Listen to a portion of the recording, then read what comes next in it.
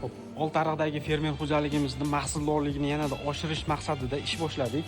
Bu yerda 70 ga yaqin sog'in sigirim bor. Bu yerda o'rtacha 24 litr sut olyapti. Biz tuzib bergan ratsion bo'yicha 24, 28, 30 litrgacha sut chiqishini ta'minlash maqsadida ish boshlandi. Ratsion 3 xil maqsadda tuzildi: sut miqdorini ko'tarish, kuyga kelishini tezlashtirish, tuyoq chirishini oldini olish. Ratsion kuchli tuzilgan. Bugundan sigirlarning oshqozonini oziqamizga moslashtirib boramiz.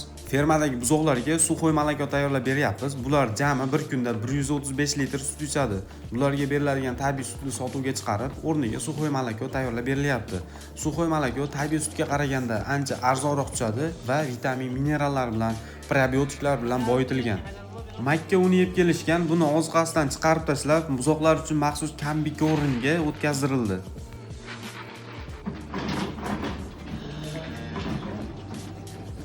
Kalvamilk suxoy malaka ostidan foydalanilyapti. Buzoqlar uchun maxsus qo'rin. 4 kunligidan boshlab beriladi. Vitamin, minerallarga boyitilgan maxsus qo'rin buzoqlar uchun.